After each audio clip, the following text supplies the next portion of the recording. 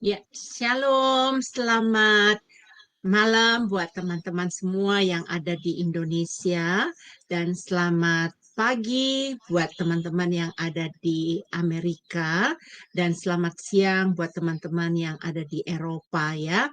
Malam hari ini kita kembali untuk mengikuti pelajaran yang ketiga, pertemuan yang ketiga dari buku seri Sejarah Penebusan 1.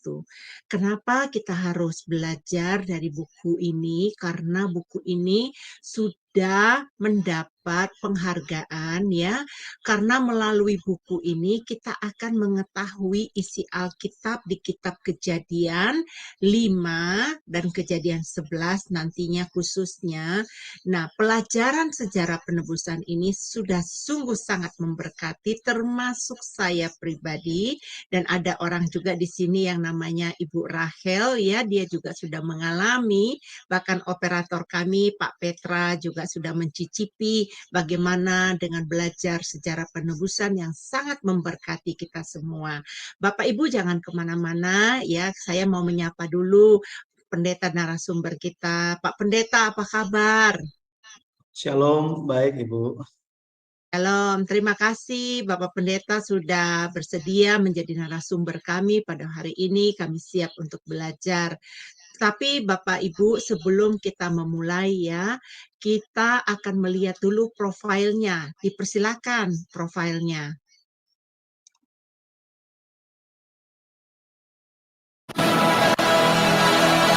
Shalom semua, berjumpa kembali dengan Firman Adonai. Dan pada kesempatan kali ini kita akan berkenalan dengan pembicara kita, yakni Bapak Pendeta Yudi M. Lengkong. Dan berikut adalah profil singkat dari beliau. Nama lengkap Pendeta Yudi B. M. Lengkong, Eskom, MD, MTH, Demin. Beliau lahir di Manado pada tanggal 21 Oktober tahun 1979. Alma mater, Sarjana Komputer Eskom di Universitas Bina Nusantara, Jakarta pada tahun 2003. Master of Divinity MD di The Presbyterian General Assembly Theological Seminary, Florida, US pada tahun 2010. Doctor of Ministry Demin di Barrett Theological Seminary, Florida, US pada tahun 2015. Master Teologi MTH di STT Bethesda, Bekasi pada tahun 2021. Pelayanan Pendeta di Gereja Presbyterian Bukit Sion Indonesia di Jalan Telaga Warna 1, Nomor 2, Puri Cinere, Depok. Pembicara seminar buku seri sejarah penebusan untuk Yayasan Damai Sejahtera Utama Depok. Dosen di STT Giasmos Mission. Kami atas profilnya hamba Tuhan yang akan menjadi narasumber. Sebelumnya kita akan masuk di dalam doa. Saya sendiri akan memimpinnya di dalam doa ini. Mari kita berdoa. Allah Bapa yang kami sembah di dalam nama Tuhan Yesus, kami datang menghampiri tatamu yang kudus. Kami berkumpul saat ini ya Bapa, menunggu berkat yang dari Engkau secara spesial kepada kami yang mau mengikuti pelajaran sejarah penebusan. Puluhan tahun yang lalu Bapak Engkau memberikan pengajaran ini melalui senior pastor kami, Pendeta Abraham Pak. Begitu banyak sekolah-sekolah teologi di seluruh dunia yang menerima pengajaran ini dengan baik ya Bapak. Bahkan di sekolah STT, bahkan di luar negeri ini diharuskan untuk mempelajari buku-buku sejarah penebusan ini. Bapak, menjadi satu kesempatan kepada kami saat ini untuk belajar tentang pelajaran ini. Karena ada penyingkapan-penyingkapan pertama di dunia melalui sejarah kekristenan yang Engkau bukakan melalui pengajaran sejarah penebusan. Bapa, mampukan kami untuk menyerap pelajaran ini. Mampukan kami, Bapa, untuk mengerti kebenaran firman-Mu. Melalui pengajaran sejarah penebusan ini, kami dibukakan satu rahasia apa yang Engkau inginkan di dalam kami menjadi beriman kepada Engkau. Hari ini ya Bapa, pakai pengajaran ini supaya menjadi berkat bagi kami yang ada di Zoom maupun yang ada di luar sana yang sedang mendengarkan pengajaran ini. Bapak Surgawi, berkati hamba-Mu, Pendeta Yudi Lengkong, yang akan menyampaikan firman Tuhan ini kepada kami. Urapi secara khusus Tuhan, agar dia Bapa mampu Tuhan menjelaskan kepada kami semua mengenai pelajaran hari ini. Bapa, kalau Adam Engkau pertahankan memiliki iman yang kuat sehingga mempengaruhi imannya Nuh, kami juga mau Bapa, kami mau belajar ya Tuhan, supaya kami bisa menjadi Nuh yang baru ya Tuhan, yang bergaul akrab dengan Engkau, sehingga pada kelaknya Tuhan kami masuk di dalam kerajaan surga. Bapak Surgawi, berkati para operator kami yang melayani di belakang layar, berkati listrik, wifi kami, internet kami ya Tuhan, bakal seluruh keberadaan kami supaya menjadi berkat ya Bapak. Terima kasih Bapak, di dalam nama Tuhan Yesus kami mengucap syukur. Haleluya. Amin. Amin. Bapak Ibu, inilah hari ini pelajaran yang sangat menarik. Bapak Ibu mau tahu apakah Adam mempertahankan imannya? Kalau mau tahu lebih lanjut, bagaimana pengaruhnya terhadap imannya Nuh? Kita kan tahu ya, Nuh itu terangkat, orang yang pertama sekali yang diangkat yang diubah ya, naik ke surga itu adalah siapa? Nuh. Nah, mari kita mengikuti pengajaran selengkapnya dari hamba Tuhan Pendeta Yudi, dipersilakan.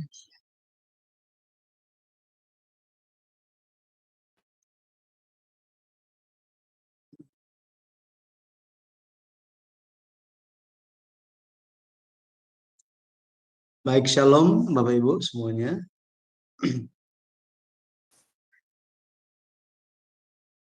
Ya, hari ini kita akan melanjutkan pelajaran kita. Tadi Ibu Heni telah memberikan pengantar sedikit. Mungkin karena terlalu semangat, jadi dibilangnya karena ini ditulisnya Nuh gitu ya, jadi Nuh yang terangkat ke surga. Tapi maksudnya Henok gitu ya. Henok itu terangkat ke surga, tetapi Iya, saya pengaruh. maaf, ya benar, saya maaf, Ya, saya ralat ya. itu semangatnya.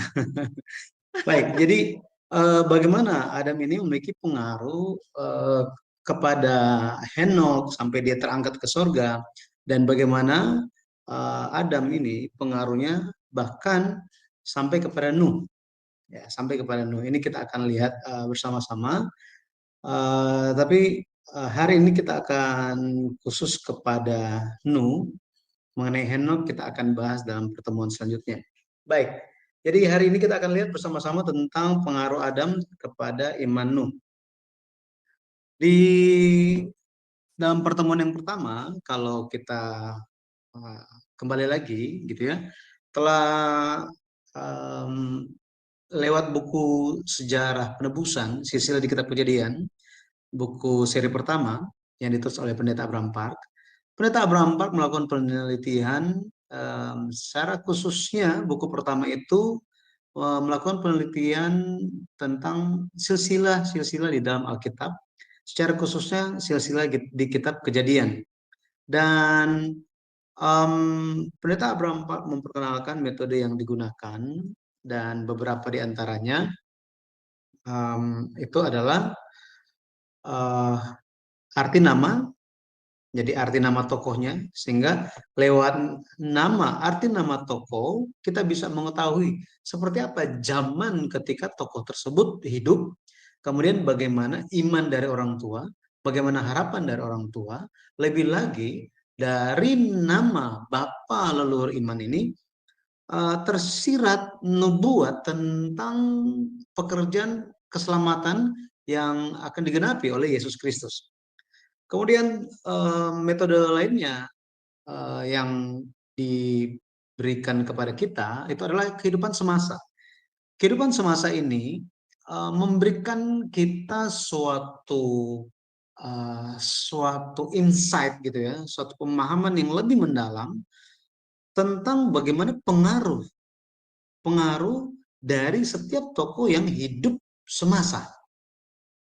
Hari ini, contohnya, hari ini kita memiliki iman karena kita hidup semasa dengan orang-orang tertentu yang di sekitar kita yang memiliki iman. Benar ya? Entah itu dari orang tua kita, atau bapak rohani kita, atau orang teman kita, atau siapapun yang memiliki pengaruh kepada kita sehingga kita bisa bertemu dengan Yesus. Jadi kita tidak bisa mengenal Yesus dengan sendirinya, melainkan lewat siapa? Lewat orang-orang yang lain. Injil itu datang.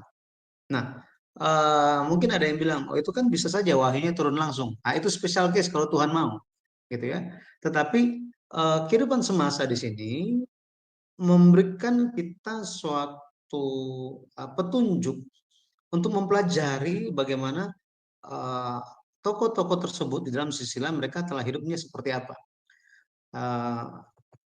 Kemudian hal yang kita perlu perhatikan di dalam silsilah itu adalah apakah tokoh-tokoh tersebut diberikan informasi tambahan atau tidak.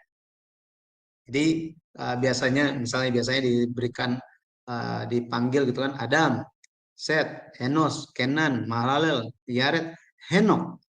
Nah, terhadap Henok ada informasi tambahan yang diberikan di Kejadian pasal 5, itu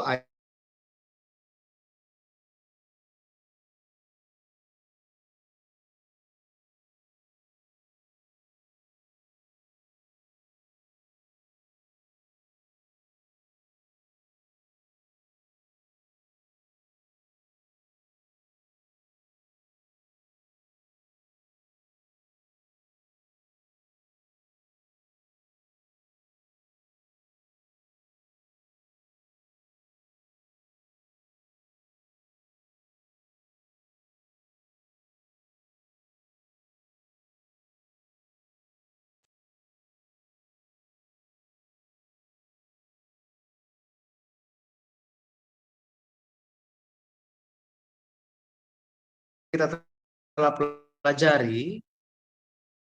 Kalau kita lihat Kejadian pasal 5, Kejadian pasal 5 ayat yang pertama, di situ dikatakan, inilah daftar keturunan Adam. Inilah daftar keturunan Adam. Ze Sefer Toldot Adam. Nah, di sini bukan sekedar daftar keturunan, tetapi kata daftar di sini di dalam bahasa Ibrani adalah sefer. Sefer yang berarti buku atau kitab atau dokumen resmi. Sehingga kita telah lihat bersama-sama juga Kejadian pasal 5, meskipun dia di dalam Alkitab hanya satu lembar, tetapi dari sudut pandang Tuhan itu merupakan suatu buku karena mengandung sejarah sebanyak 1000 atau selama 1056 tahun. Ya, 1056 tahun dari Adam sampai kepada Nuh. Dari Adam sampai Nuh.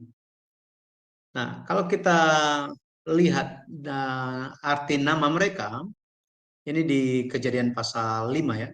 Kejadian pasal 5, ini nama-nama yang muncul di situ. Adam, Set, Enos, Kenan, Mahalalel, Yared, Henok, Metusala, Lamek, Nuh. 10 generasi dari Adam sampai Nuh. Di sebelah kanan itu ada arti nama mereka. Adam artinya manusia atau umat manusia. Set arti namanya pengganti, orang yang ditetapkan.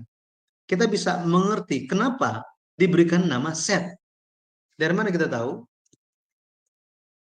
Di Kejadian 4, Kejadian pasal 4, kalau kita baca ayat yang ke-25, di situ dikatakan, Adam bersetubuh pula dengan istrinya, lalu perempuan itu melahirkan seorang anak laki-laki dan menamainya Set, sebab katanya, Allah telah mengaruniakan kepadaku anak yang lain sebagai ganti Habel, sebab Kain telah membunuhnya. Jadi di sini kita tahu bahwa Set artinya pengganti.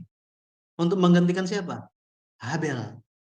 Jadi setiap kali ada memanggil nama Set, dia akan ingat semua hal itu. Dia akan ingat bagaimana kehidupan Habel, bagaimana kehidupan yang tragis terjadi dalam keluarga dia, dan bagaimana dia telah mengalami banyak hal seperti ini. Jadi ini arti namanya. Jelasnya itu di buku Silsilah di Kitab Kejadian, seri pertama Sejarah Perebusan yang ditulis oleh Pendeta Abraham Park, dicatat tentang mereka ini dan bisa mengenal siapa tokoh-tokoh ini, seperti apa mereka telah hidup. Jadi lewat petunjuk-petunjuk di dalam Alkitab kita akan melihat ayat-ayatnya seperti apa Set itu, Enos, Kenan, Mahalalel, Yared. Sangat sedikit informasi mengenai mereka, tetapi lewat arti nama, lewat bagaimana orang tuanya, bagaimana anaknya, maka bisa dijelaskan seperti apa tokoh-tokoh ini. Ya, dan dengan detail ini sebenarnya di buku ada. Kita tidak bahas semua tentang mereka, tetapi kalau kita lihat, kita hanya akan lihat seperti judul hari ini adalah pengaruh Adam terhadap iman Nuh. Ini merupakan referensi di belakang cover buku Silsilah di Kitab Kejadian, tabel tentang tahun-tahun kehidupan dan kehidupan semasa dari tokoh-tokoh di dalam Alkitab, khususnya Silsilah Kejadian pasal 5 dan 11. Ya, dari Adam sampai kepada Nuh, bahkan sampai kepada Abraham. Ya, di sini saya hanya cut saja. Ya, sampai kepada Abraham, bahkan sampai kepada Yusuf. Ya, sampai kepada Yusuf nanti bisa lihat bukunya langsung saja gitu ya. Oke. Nah, pada akhirnya kita akan melihat mengenai Adam. Ya, mengenai Adam. Muncul pertanyaan, apakah Adam itu sudah bertobat? Ketika kita bicara mengenai Adam, hal yang muncul itu adalah kebanyakan adalah dosa. Kalau kita baca di Roma 5 ayat 12, di situ dikatakan bahwa karena manusia itu, karena Adam itu telah berbuat dosa, maka dosa itu masuk ke dalam dunia. Demikian juga maut masuk ke dalam dunia, dan makanya semua orang mati gitu. Jadi kita semua hari ini mati gara-gara siapa? Gara-gara Adam. Jadi setiap kali dengar kata Adam, nama Adam, selalu ingatnya dosa. Makanya sangat kasihan kalau misalnya ada yang namanya Adam. Ya, bisa disalahpahami. Tetapi pertanyaannya, apakah Adam ini telah bertobat? Gitu ya, telah bertobat.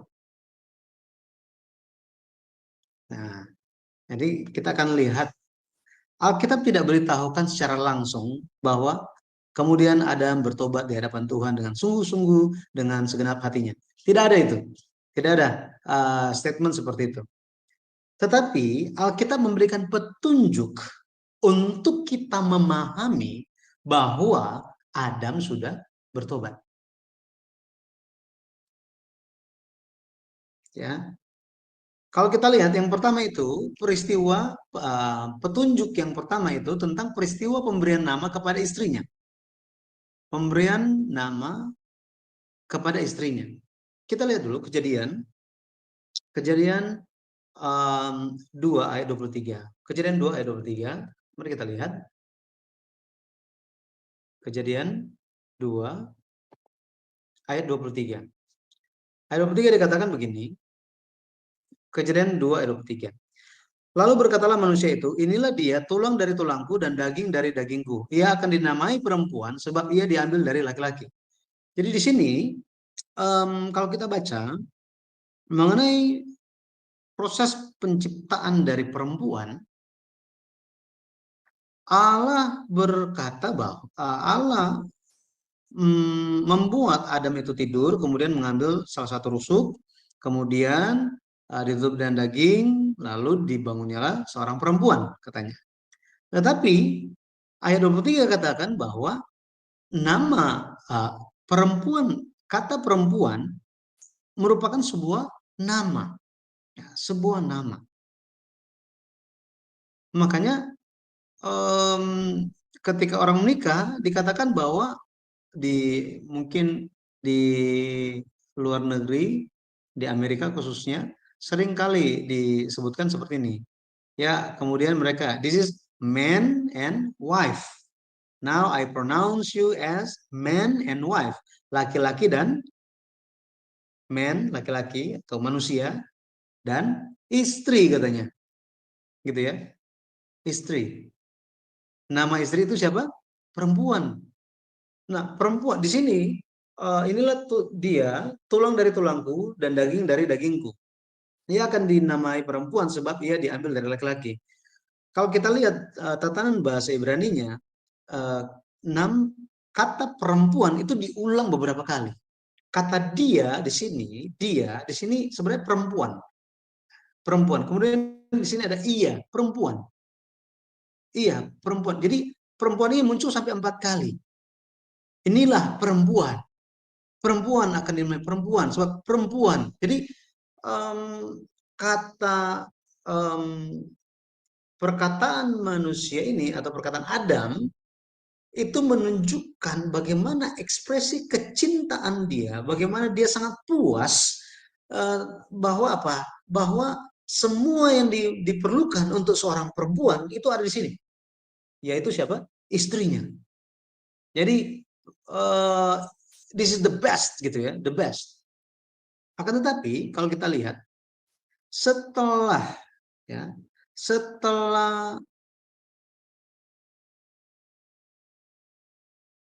peristiwa kejatuhan itu terjadi, setelah peristiwa kejatuhan itu terjadi, bagaimana reaksi dari laki-laki?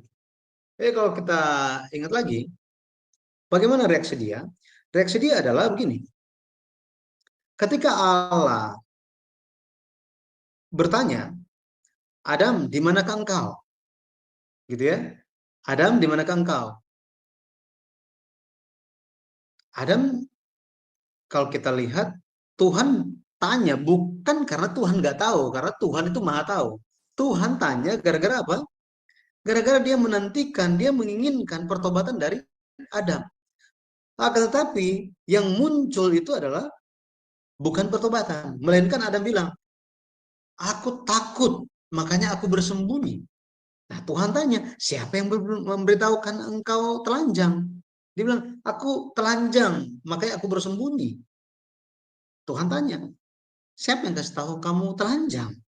Apakah engkau makan buah yang kularang itu? Di sini, sekali lagi, Tuhan bukan yang nggak tahu apa yang terjadi, tetapi Tuhan, dia menuntut, dia menantikan pertobatan dari Adam, penyesalan. Tetapi, tidak ada penyesalan. Jawaban Adam itu apa? Perempuan yang kau tempatkan di sisiku, dialah yang memberikannya kepadaku, maka aku makan. Tidak ada pertobatan di sini. Jadi bayangkan kalau misalnya ibu-ibu gitu ya, ada suami ya inginnya suami itu apa bisa melindungi gitu ya. Pokoknya pasang badan ketika ada bahaya, ada sesuatu ancaman, bahkan membela ketika istri atau ya istri itu melakukan kesalahan. Dibela, inginnya dibela kan? Tetapi bayangkan di situ, apakah ada membela istri? Istri yang sangat dikaguminya dengan luar biasa, seperti pengakuan di Kejadian 23. Nggak ada, nggak ada pengakuan itu. Bahkan ketika Allah bertanya kepada perempuan itu, apa yang telah engkau lakukan ini? Ya kan? Apa yang telah engkau lakukan ini? Katanya. Ketika bayangkan kalau misalnya ibu-ibu lagi dibentak atau lagi dimarahin sama orang yang lain, terus suami di situ cuma diam-diam aja, gimana coba? Betul ya? Adam diam saja. Adam diam saja. Jadi apa yang terjadi kepada Adam? Dosa menyebabkan kasih Adam itu hilang. Kasih terhadap istrinya itu hilang. Jadi kenapa dia tidak membela istrinya? Karena apa? Dia berpikir dirinya jatuh dalam dosa gara-gara istrinya. Jadi penyebabnya adalah istrinya. Keluarga hancur gara-gara istri. Pokoknya semua rencana yang besar itu hancur gara-gara istrinya. Pokoknya semua kehidupan dia hancur gara-gara istri. Seperti itu. Gitu ya. Jadi sangat kasihan sebenarnya si istrinya gitu ya. Tetapi coba bayangkan tiba-tiba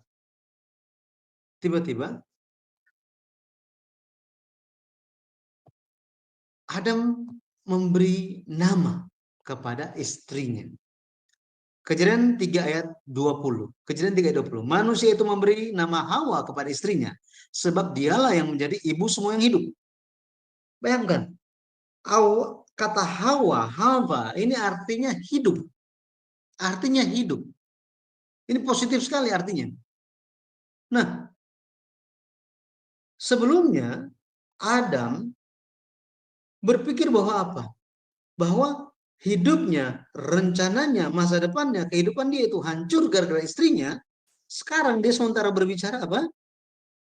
Kehidupan dia akan dipulihkan lewat istrinya. Makanya dia kasih nama Hawa kepada istrinya. Ibu-ibu mungkin pernah lihat suaminya gitu ya. Satu saat dia seperti apa, tiba-tiba dia sudah berubah gitu. Berarti kan ada sesuatu yang terjadi di antara perubahan itu kan. Ada yang menyebabkan dia berubah. Sama, ada yang menyebabkan Adam itu berubah. Ada yang menyebabkan dia berubah.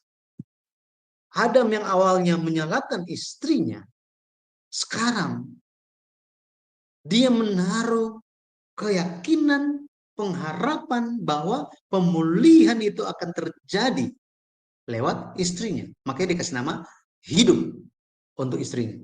Apa yang menyebabkan perubahan ini? Faktor penyebab perubahan Adam itu adalah janji keturunan perempuan di Kejadian 3 ayat 15. Di Kejadian 3 ayatnya yang ke-15. Coba kita lihat. Apa yang terjadi? Kejadian 3 ayat yang ke-15. Aku akan mengadakan permusuhan antara engkau dan perempuan ini, antara keturunanmu dan keturunannya. Keturunannya akan meremukkan kepalamu dan engkau akan meremukkan tumitnya. Di sini, ketika Tuhan sementara berbicara kepada ular, Tuhan berkata, akan ada permusuhan. Ini permusuhan di sini adalah, kalau bahasa aslinya itu, bicara tentang memang pertempuran itu yang sangat dahsyat sampai berdarah-darah gitu. Ini. Jadi dikatakan akan ada permusuhan yang sangat sengit antara siapa? Antara ular dan perempuan. Siapa perempuan di situ? Istrinya Adam kan? Antara keturunanmu, keturunan ular, dan keturunannya. Nya di sini siapa? Keturunan perempuan. Keturunannya, keturunan perempuan akan meremukkan kepalamu, kepala ular. Dan engkau, ular, akan meremukkan tumit keturunan perempuan. Kejadian 3 ayat 15 bicara di dalam dunia teologi disebut sebagai proto-evangelium atau proto-gospel. Ini adalah Injil yang terdahulu. Injil yang terdahulu diberikan. Ini suatu kabar baik bahwa apa? Pemulihan akan terjadi. Siapa yang akan datang? Keturunan perempuan. Galatia 4 ayat 4 kita tahu bahwa apa? Setelah genap waktunya Allah mengutus anaknya yang lahir dari seorang perempuan. Sini. Digenapi oleh siapa? Yesus Kristus. Jadi Yesus Kristus yang akan meremukkan kepala ular. Tetapi ular itu akan meremukkan tumitnya Yesus katanya. Maksudnya apa? Akan menghalang-halangi, berusaha untuk merusakkan pekerjaan. Ya, pekerjaan yang dilakukan oleh keturunan perempuan ini. Ini bicara tentang nubuat tentang Mesias, kedatangan Mesias atau Yesus Kristus. Maka kita bisa lihat apa? Adam bisa berubah. Adam bisa memiliki pengharapan lagi. Adam bisa diperbaharui lagi. Adam masa depannya akan cerah lagi. Gara-gara apa? Gara-gara janji keturunan perempuan. Ini yang menyebabkan dia berubah. Dia berubah. Itu sebabnya kita bisa lihat bagaimana Adam pun dia akan introspeksi diri. Adam, dia yang pertama-tama menerima firman dari Allah. Allah tidak berikan firman-Nya langsung kepada perempuan, kepada istrinya. Itu sebabnya Adam memiliki suatu kewajiban untuk mengajarkan firman kepada istrinya. Tetapi di sisi yang lain, sang istri harus proaktif belajar. Seperti ini. Jadi Adam harus mengajar dengan rajin, aktif mengajar, istri ya, istrinya harus apa? Harus proaktif belajar. Seperti ini. Jadi tidak bisa sepihak, harus dua belah pihak. Bayangkan kalau misalnya di gereja, pendeta lagi khotbah, kemudian jemaatnya tidur. Betul kan? Nggak nyampe akhirnya firmannya. Sama, gitu ya. Kalau misalnya jemaat pun memiliki pertanyaan, ingin supaya dijelaskan firman Tuhan, tetapi pendetanya nggak ada waktu, bagaimana? Tidak bisa terjadi, ya. Tetapi lewat pemberian nama kepada istrinya di sini memberikan petunjuk bahwa Adam telah bertobat. Berikutnya peristiwa pemberian nama kepada Kain. Kejadian 4 ayat 1. Kemudian manusia itu bersetubuh dengan Hawa istrinya dan mengandunglah perempuan itu lalu melahirkan Kain. Maka kata perempuan itu, aku telah mendapat seorang anak laki-laki dengan pertolongan Tuhan. Kain, terlepas dia itu nantinya dia jadi jahat, gara-gara itu dia tidak berjaga-jaga di dalam imannya. Tetapi ketika dia lahir, mamanya yaitu Hawa itu memberikan pengakuan bahwa apa? Dia mendapat, dia telah Kain gitu ya. Seorang anak laki-laki dengan pertolongan Tuhan. Tanpa pertobatan, tanpa percaya kepada Tuhan, tanpa bersandar kepada Tuhan, berharap kepada Tuhan, tidak mungkin Hawa memberikan pengakuan seperti ini. Betul ya? Tidak mungkin. Tetapi Alkitab mencatat pengakuan iman sang istri. Luar biasa. Maka kita bisa tahu bahwa mereka, Adam maupun Hawa, mereka telah bertobat. Ya. Jika Adam belum bertobat, maka dia akan protes, jangan kasih nama Kain, kasih nama yang lain. Itu. Kemudian bukti berikutnya, peristiwa anak-anak Adam memberikan persembahan. Kejadian 4 ayat 3 sampai 4. Setelah beberapa waktu lamanya, maka Kain mempersembahkan sebagian dari hasil tanah itu kepada Tuhan sebagai korban persembahan. Habil juga mempersembahkan korban persembahan dari anak sulung kambing dombanya, yakni lemak-lemaknya. Maka Tuhan mengindahkan Habel dan korban persembahannya itu. Jadi mereka bisa memberikan persembahan, anak-anak bisa memberikan persembahan. Gara-gara apa? Gara-gara pengaruh orang tua. Pengaruh orang tua. Tanpa pertobatan, tidak akan mungkin dia akan ajarkan anak-anaknya berikan persembahan. Kemudian, bukti yang lain, peristiwa kelahiran Set, pengganti Habel. Kejadian 4 ayat 25. Adam bersetubuh pula dengan istrinya, lalu perempuan itu melahirkan seorang anak laki-laki dan menamainya Set. Sebab katanya Allah telah mengaruniakan kepadaku anak yang lain sebagai ganti Habel, sebab Kain telah membunuhnya. Jadi nggak perlu orang kasih tahu Adam bertobat, makanya nggak perlu. Sejak peristiwa Habel itu mati, Adam selalu apa? Selalu berpikir, selalu merenungkan. Aduh, saya sudah lakukan dosa, kemalangan. Buah baik dan jahat itu kumakan. Pada akhirnya baik dan jahat itu pun ada di dalamku, ada di dalam keluargaku. Ada. Ya. Hari ini kita semua, siapa yang enggak cuma ada baiknya saja? Ya, siapa yang cuma ada jahatnya saja? Dua-duanya ada di semua manusia. Ya, kecuali dia hilang, ya, ada sesuatu yang salah dalam kepalanya gitu ya. Tetapi kalau kita lihat di sini, sekali lagi, Adam memberikan pengakuan Allah mengaruniakan kepada Allah telah mengaruniakan kepada. Dia sangat menyesali kemalangan terjadi kepada keluarga dia. Ya, jadi ini merupakan bukti-bukti ya, bagaimana Adam telah bertobat. Ya, Adam telah bertobat. Moga-moga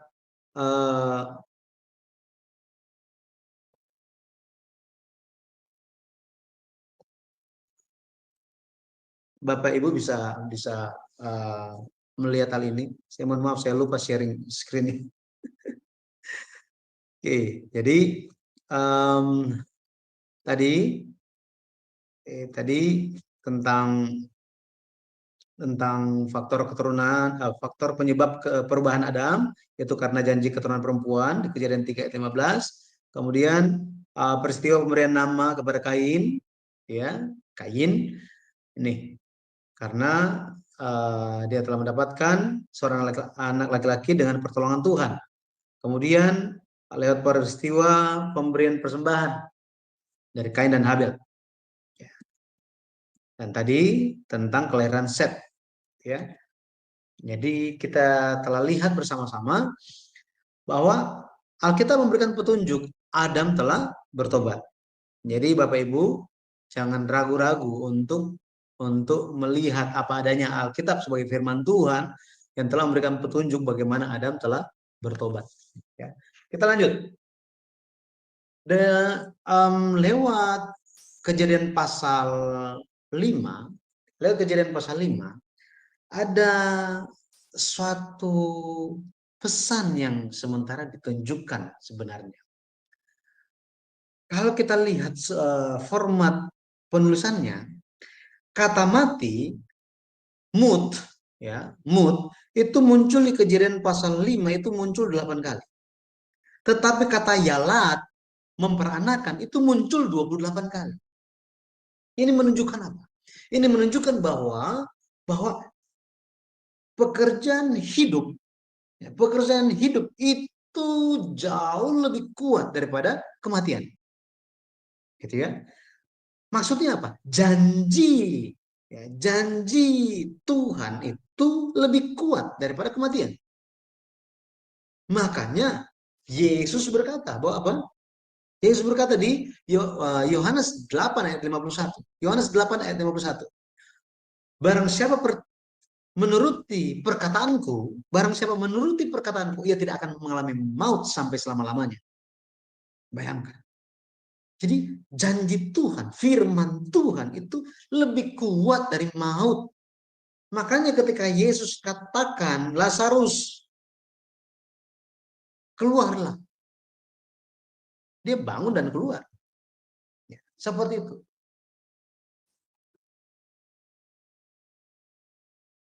Makanya pekerjaan kedatangan Mesias itu tidak akan ada yang bisa menghentikannya. Tidak akan ada yang bisa menghentikan jalan kedatangan Mesias yang telah dijanjikan. Ada banyak usaha yang telah dipakai setan untuk menghentikan jalan kedatangan Mesias. Yang pertama apa?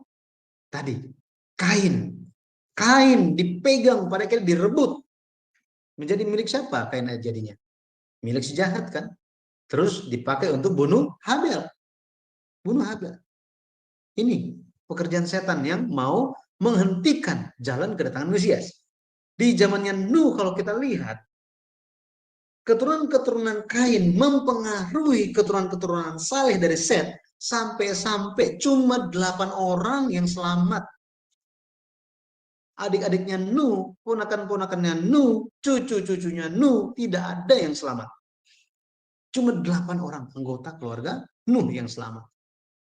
Kemudian kita lihat di zaman Musa, ya, di zamannya Musa, pekerjaan ini selalu ada. Sampai Yesus datang pun, Herodes ingin membinasakan bayi laki-laki umur 2 tahun ke bawah. Ini, tetapi setiap pekerjaan iblis, pekerjaan kejahatan tidak bisa menghentikan jalan kedatangan Mesias. Karena Tuhan sudah janji. Sama seperti itu, kita semua yang hadir hari ini, bagi kita, Tuhan akan pegang iman kita. Ya, Tuhan akan pegang kita sampai akhir. Nggak ada yang bisa merebut kita dari tangan Bapa. Itu sebabnya mari kita senantiasa untuk mencari Tuhan. Ya. Oke, nah, akhirnya Adam dan Lamek. Lamek ini siapa sih? Lamek ini papanya Nuh. Kita kan lagi mau lihat pengaruh Adam terhadap iman Nuh. Nuh itu punya iman yang luar biasa. Itu datang dari mana? Lihat, apakah ada yang mempengaruhi imannya? Kita lihat pewarisan iman perjanjian. Jadi kalau kita lihat Adam hidup itu sampai 930 tahun. 930 tahun, hampir 1000 loh. Pertanyaannya kenapa Adam diizinkan Allah untuk hidup panjang umur? Itu pertanyaannya kan? Itu karena Allah ingin Adam memastikan bahwa iman telah diwariskan. Iman telah diwariskan. Nah, ini pun menjadi tugas bagi kita semua. Kita harus cek dan pastikan apakah iman terhadap Yesus Kristus, percaya kepada firman di dalam Alkitab, apakah ini dimiliki juga oleh anak-anak kita, oleh anggota keluarga kita. Ya. Nah, jadi kalau kita lihat di sini Adam, ya, ini Nuh generasi ke-10, Kalau kita lihat, ya ini kita zoom gitu ya, kita zoom. Adam dia hidup sampai siapa sih? Adam dia hidup sampai kepada Lamek. Sampai kepada Lamek ini. Kalau kita lihat tabelnya. Berapa lama Adam hidup dengan Lamek ini? Generasi ke-9. Jadi bapak-bapak, ibu-ibu bisa, kalau metode manual mau hitung, itu bisa hitung misalnya Adam, dia 130 tahun waktu Set lahir kan? Nah, dia dapat cucu umur berapa? Sini. Ya kan? Waktu Set 105 tahun, Enos lahir. Maka 130 ditambah usia anaknya waktu dapat anak 105 tahun, maka kita tahu bahwa ini umur Adam waktu dapat cucu yang namanya Enos ini umurnya adalah 235. Kemudian waktu Kenan lahir, dia umurnya berapa? Ini umur Adam semua nih, yang di sebelah kiri ini, yang warna hitam, angka-angka warna hitam. Jadi waktu Kenan lahir, Adam berumur 325 tahun. Waktu Mahalalel lahir, Adam berumur 395 tahun. Waktu Yared lahir, Adam berumur 460 tahun. Waktu Henok yang diubah, diangkat, hidup-hidup ke surga. Dia lahir, Adam umur berapa? 622. Nah, nanti dalam kesempatan berikutnya kita akan bahas mengenai Henok ini. Nah, Metusalah, dia lahir waktu Adam umur berapa? Umur 687. Lamek generasi ke-9, lahir waktu Adam umur berapa? 874 tahun. 874 tahun. Setelah Lamek lahir, Adam masih hidup sampai umur 930 tahun. Maka untuk mencari hidup semasa ini, tahun hidup semasa ini berapa lama, maka usia waktu Adam mati 930 tahun dikurangi dengan usia Adam waktu Lamek lahir. 930 tahun dikurang 874 tahun, kita akan dapat 56 tahun. Apa arti 56 tahun ini? Artinya adalah Adam dan Lamek, generasi ke-9, papanya Nuh, hidup semasa selama 56 tahun. Dan mewariskan iman. Dan mewariskan iman. 56 tahun kehidupan semasa antara Adam dan Lamek, papanya Nuh ini merupakan penyingkapan pertama di sepanjang sejarah dunia.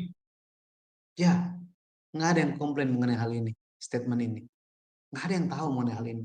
Tetapi Tuhan memberikan pencerahan Roh Kudus terhadap pendeta Abraham Park yang berdoa di atas gunung. Yang berdoa di atas gunung, salah satu gunung yang tertinggi di Korea. Tuhan berikan pencerahan kepada beliau. Dia baca Alkitab itu 1800-an kali. Bukannya dapat wahyu, bukan. Bukannya dapat sesuatu, bukan. Tetapi berdasarkan kasih karunia Tuhan yang bekerja dengan kuat di dalam pendeta Abraham Park, dia semua firman Tuhan yang dia baca itu tampil sebagai film di dalam apa yang dia lihat.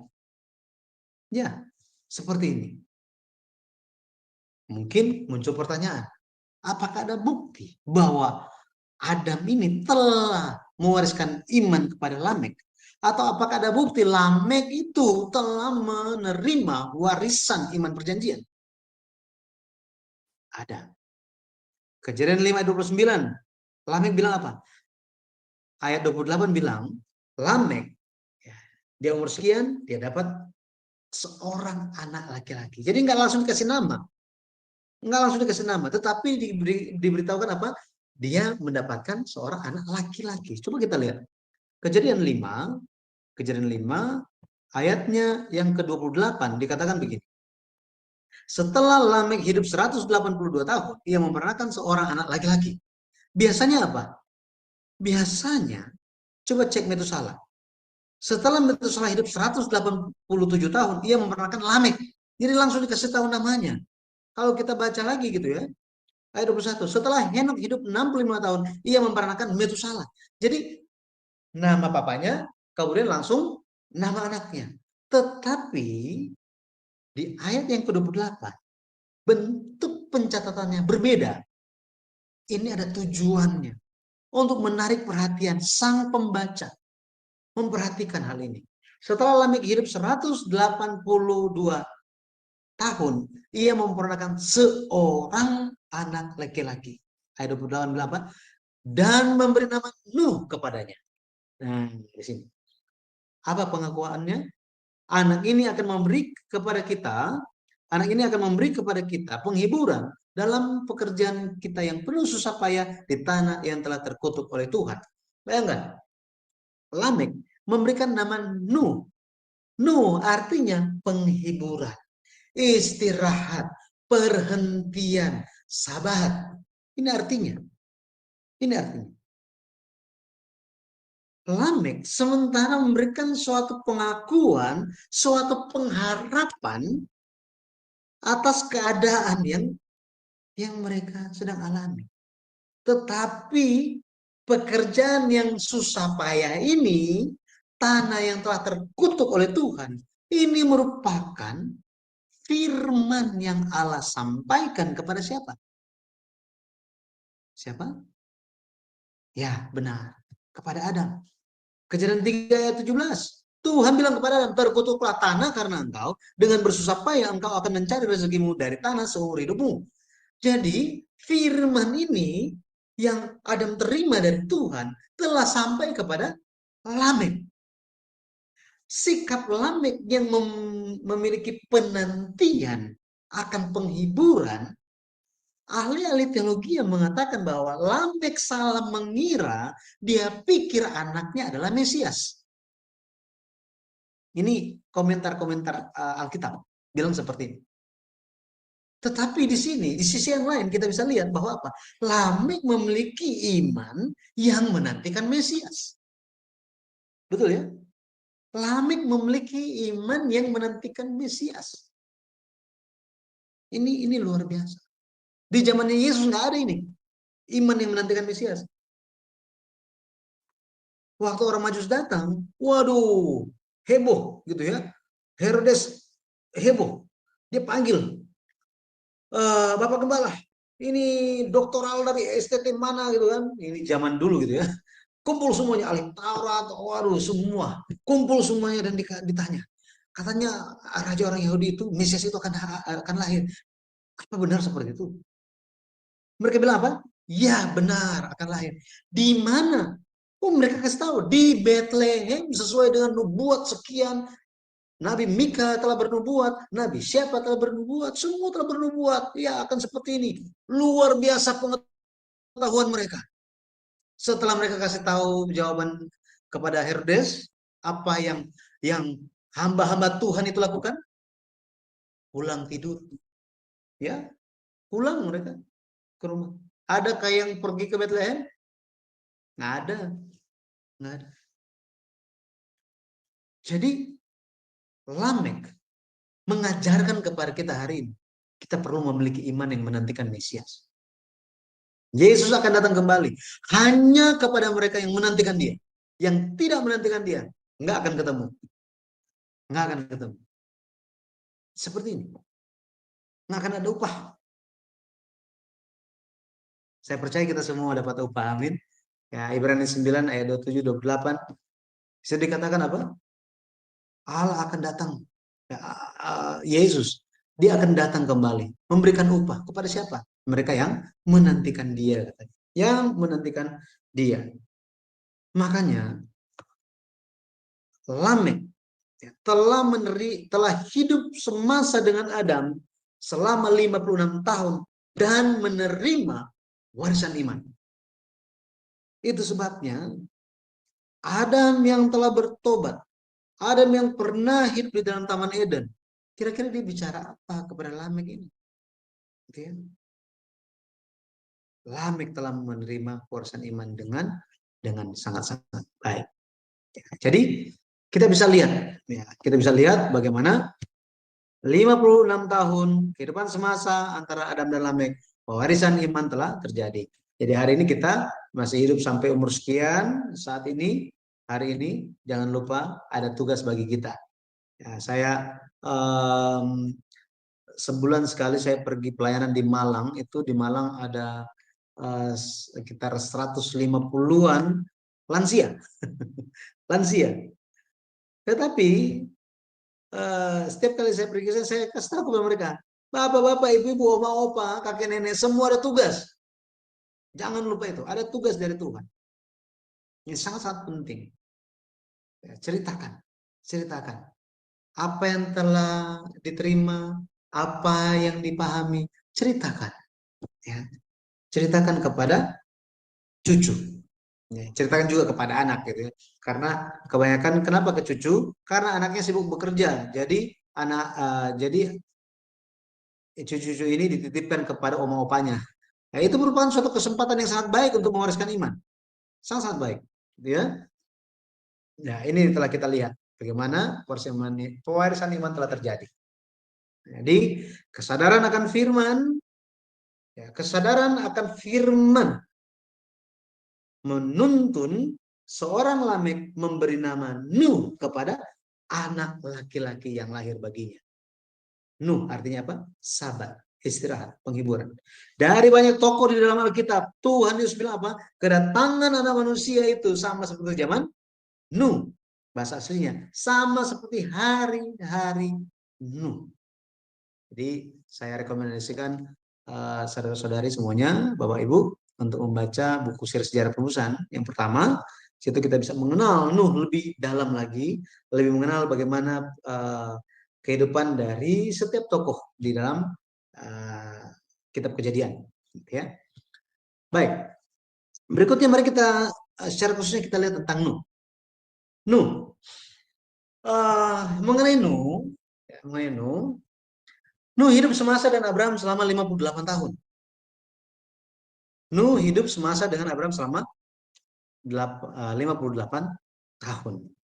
58 tahun. Ini sebenarnya pembahasan ini mungkin di dalam yang kelima kita akan lihat.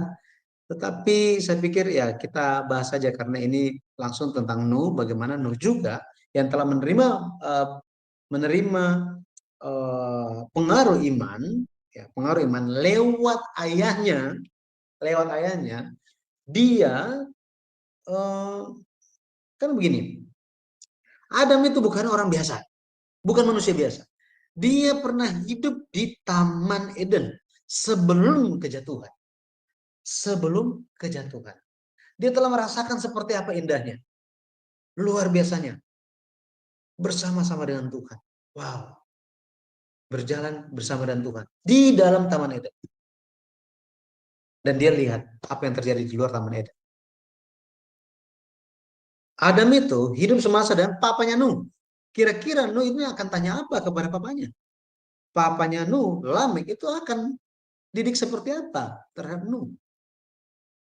Kalau kita bandingkan dengan yang lain, ada ekspresi yang sangat-sangat menyimpang sebenarnya. Kalau kita lihat,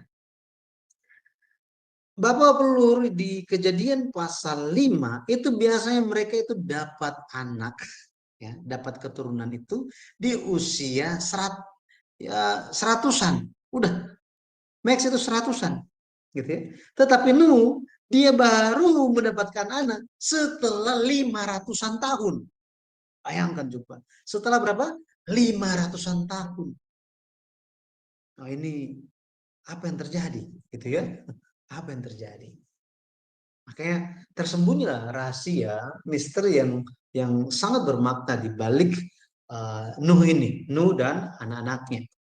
Ya, Nuh dia hidup semasa dengan Abraham selama 58 tahun itu, nanti buktinya ini ada di, ya, kita bisa hitung, ya, kita bisa hitung lewat lewat um, ada dua cara sebenarnya, tetapi cara yang ini saja. Kita bisa hitung lewat Kejadian 11 ayat 10 sampai 26. Di situ dicatat bahwa Sem, Arpaksad ini lahir kapan? 2 tahun setelah Irba. Kemudian Arpaksad waktu dia umur 35 tahun, Sela lahir. Sela umur 30, Eber lahir. Eber umur 34, Pelek lahir. Pelek umur 30, Rehu lahir. Rehu umur 32, Seruk lahir. Seruk umur 30 tahun, Nahor lahir. Nahor 29 tahun, Terah lahir. Terah 70 tahun, Abraham lahir. Jadi kalau kita jumlahkan semuanya tahun-tahun ini sejak air bah itu, maka Abraham lahir 292 tahun setelah air bah. Kejadian 9 ayat 28 katakan, Nuh masih hidup 350 tahun setelah air bah.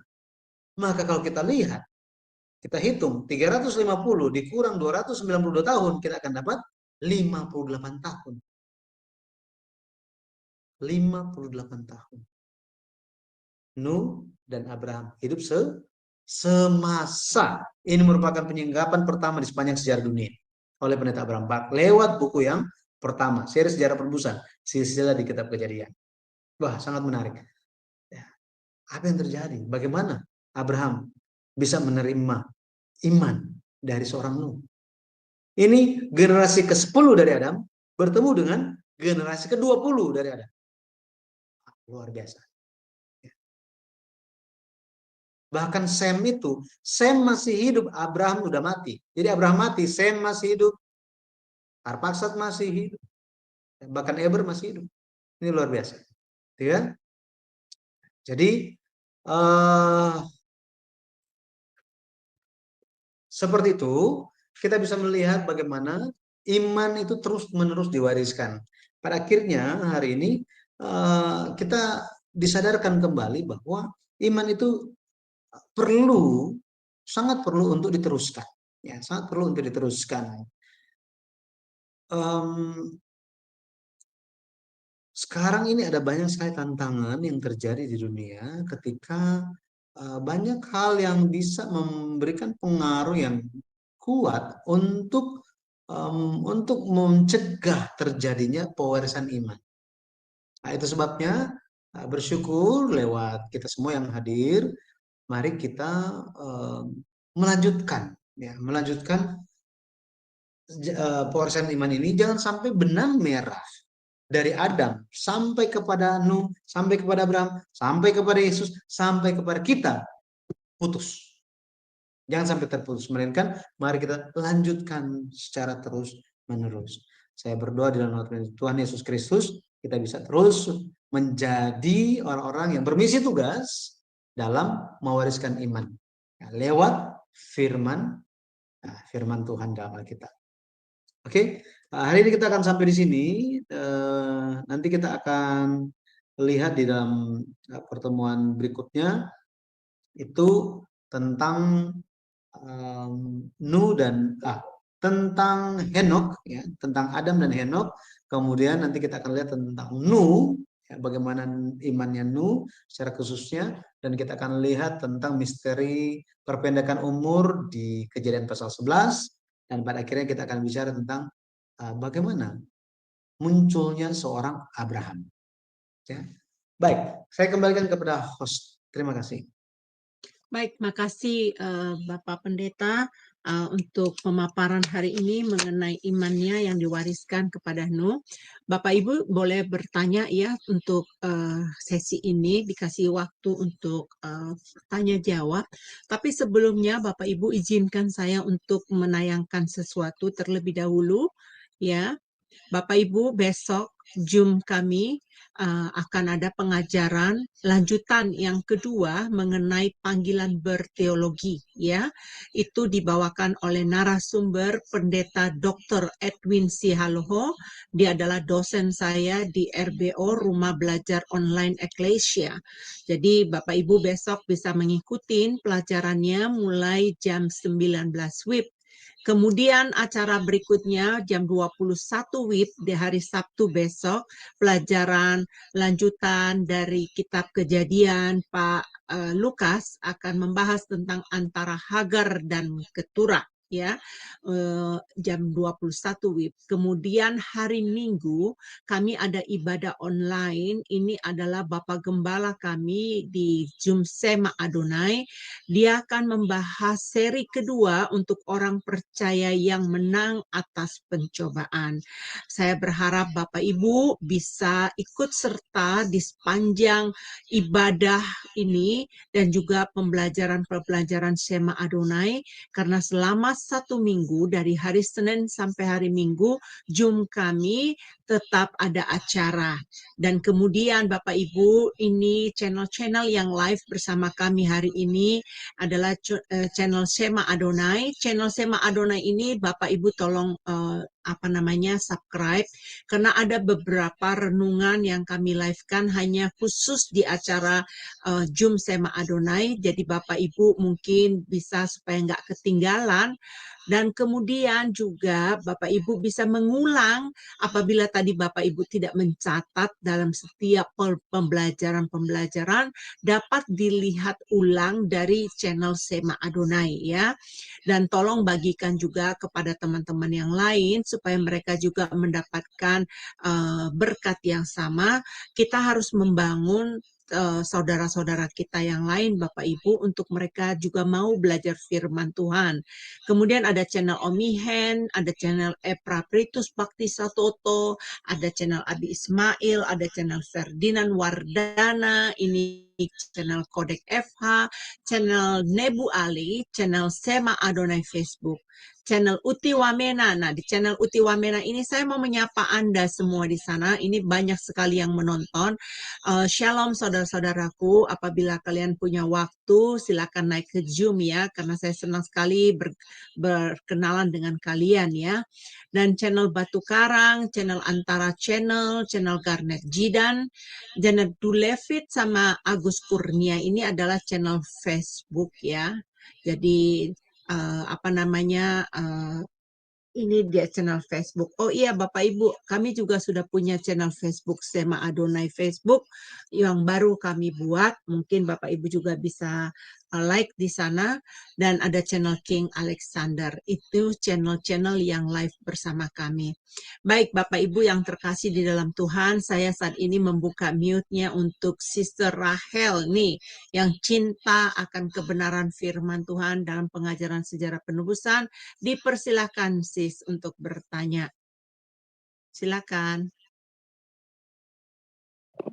Shalom, Pendeta Halo. Ibi, Sis Henny. Shalom Ibu. Ya, saya mau menanyakan istri Kain itu yang yang dijelaskan di Kejadian 6 ayat 2 itu ya, Pak. Jadi sebelum penciptaan Adam dan Hawa. Kemudian anak-anak Set itu adalah dia kawin dengan anak-anaknya, turunannya Kain, ataukah dengan perempuan-perempuan sebelum masa Adam. Nah, kemudian yang kedua, saya mau nanyakan tentang Nuh. Pembuatan bahtera itu sebenarnya yang kalau Pendeta Abraham Spark kan 70 sampai 80 tahun. Tetapi mengapa ada yang mengira 120 tahun? Itu Pak Pendeta, terima kasih. Baik, terima kasih Ibu udah tanya. Jadi kalau kita, ini saya dari yang nomor 2 dulu ya.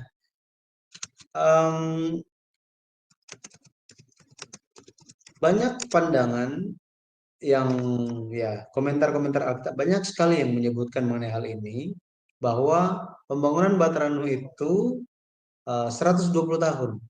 Itu karena ada satu ayat di Kejadian pasal 6 ayat yang ketiga. Kejadian 6 ayat yang ketiga. Jadi kalau saya share screen-nya, saya bacakan ya.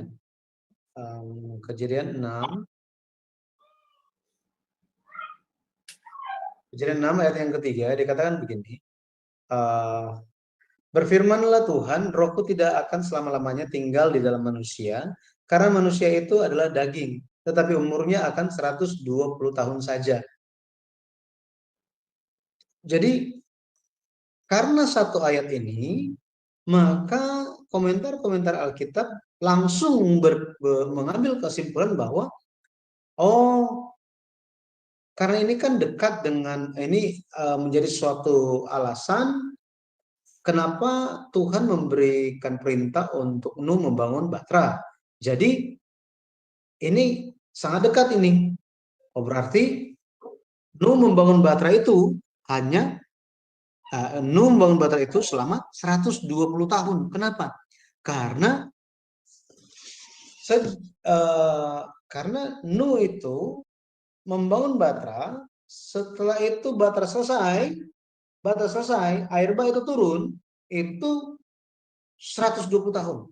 Sejak perintah untuk membangun Batra diberikan.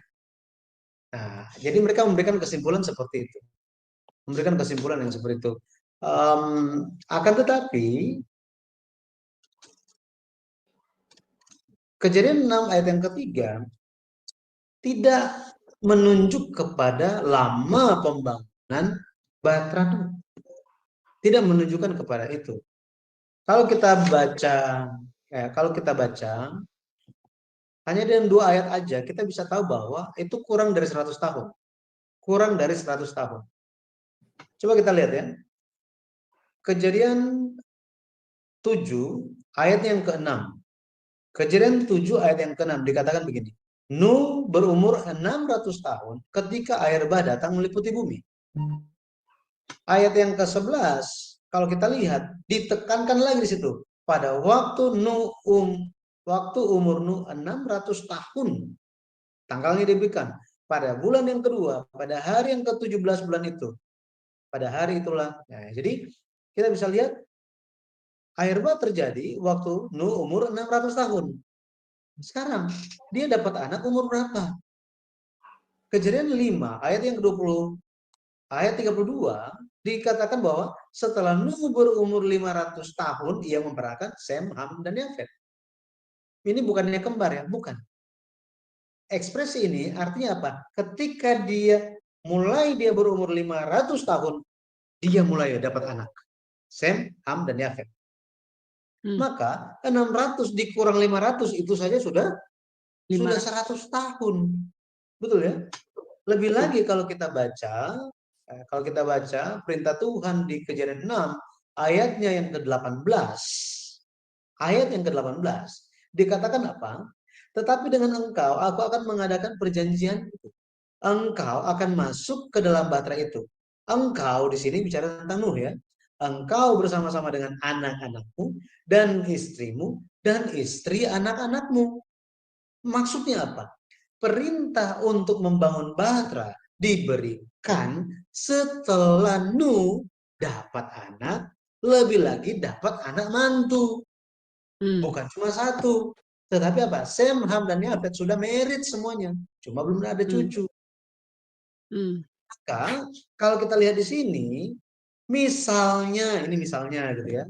Misalnya Sem itu married, Sem, Ham, Yafet itu married, menikah itu ketika umur 20 tahun, misalnya gitu ya. misalnya 20 tahun. Maka dari umur Nuh itu berarti apa? Umur Nuh berarti sekitar 520 tahun. 500 berapa? 20 tahun. 600, ketika umur Nuh 600 tahun, air bah itu terjadi. Misalnya Sem itu menikah, dia umur 520 tahun, maka 600 kurang 520 itu sudah 80 tahun. Sem, Ham, Yafet kalau mereka menikah, misalnya ada jarak 1 tahun di antara mereka menikah, atau ada jarak 2 tahun dan seterusnya, maka pembangunan Batra itu, Nuh membangun Batra hanya sekitar 70 sampai 80 tahun. Jadi itu Ibu, gara-gara satu ayat itu.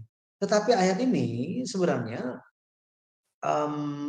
di Kejadian pasal 6 ayat 3 lebih ini ada pandangan gitu ya, ada pandangan yang menyatakan begini. 120 tahun ini merupakan jangka waktu yang diberikan Allah kepada manusia sampai apa? Sampai mereka sampai air bah itu diturunkan. Sampai air bah itu diturunkan. Nah, dalam kesempatan selanjutnya mungkin saya akan berikan beberapa petunjuk lagi mengenai hal ini, tetapi orang-orang berpendapat 120 tahun gara-gara ayat ini. Tetapi sebenarnya hanya dengan 2 ayat saja atau 3 ayat, bahkan kalau kita telusuri lebih lanjut mengenai hal ini, sebenarnya tidak 120 tahun, melainkan 70 sampai 80 tahun. 80 tahun. Ya Ibu ya. Oke, mengenai istri Kain gitu ya. Kejadian pasal 4 ayatnya yang ke-17 dikatakan bahwa Kain bersetubuh dengan istrinya. Siapa istrinya di sini? Gitu ya. Siapa istrinya di sini? Kemudian keturunan mereka itu tambah banyaknya gitu ya. Tadi Ibu Rahel bicara mengenai Kejadian pasal 6. Kejadian pasal 6 ada ekspresi di situ. Kejadian pasal 6, sebentar ya saya buka. Ayat Sini. 2. Ketika manusia itu, ayat 1 dibilang, ketika manusia itu mulai bertambah banyak jumlahnya di muka bumi, dan bagi mereka lahir anak-anak perempuan. Ayat 2 bilang, maka anak-anak Allah melihat bahwa anak-anak perempuan manusia itu cantik-cantik, lalu mereka mengambil istri dari antara perempuan-perempuan itu, siapa saja yang disukai mereka. Nah, Kejadian pasal 6 ini dari kaum liberal menyatakan bahwa anak-anak Allah ini menunjuk kepada malaikat yang telah jatuh. Ya, malaikat yang telah jatuh, kemudian itu menikah dengan manusia gitu ya, mereka kawin, dan makanya itu banyak raksasa dan lain-lain gitu ya. Akan tetapi itu tidak tepat pandangan itu. Ayat 1 dan ayat 2 di sini lebih berbicara mengenai keturunan Kain dan keturunan Set itu tercampur. Anak-anak Allah di sini menunjukkan anak-anak lelaki Allah, bahasa aslinya. Anak-anak lelaki Allah. Jadi mereka yang memiliki firman, memiliki perjanjian Tuhan, mereka mengambil istri dari keturunan Kain. Mereka tercampur. Tetapi tercampurnya ini bukan hanya badan saja yang menjadi satu, tubuh dua menjadi satu, tetapi juga ideologi, pemahaman, kepercayaan, itu semua jadi campur jadi satu. Dan Tuhan melihat ini suatu hal yang tidak baik. Gitu ya. Ini merupakan suatu kejahatan. Makanya Tuhan cek dan dia lihat ya kejahatan sudah ya, penuh di bumi, gitu ya. Nah, kembali ke pertanyaan tadi. Jadi apakah mereka Kain mengawinkan dan lain-lain? Ada pandangan ini nih, ada pandangan bahwa ini pandangan ya, pandangan teologi ya, yang mengatakan bahwa itu adalah mereka kawin, saling kawin, mengawinkan. Ini ya, saling kawin, mengawinkan. Oh berarti dosa incest dong. Nah, dari kalangan yang menyuarakan pendapat ini mengatakan bahwa oh di zaman itu merupakan zaman permisif, ya permisif artinya apa? Dibiarkan, ya, dibiarkan itu terjadi dengan tujuan untuk bertambahnya manusia. Itu, gitu ya. Ada pandangan seperti itu. Tetapi ada juga yang berpandangan begini. Ada yang berpandangan begini.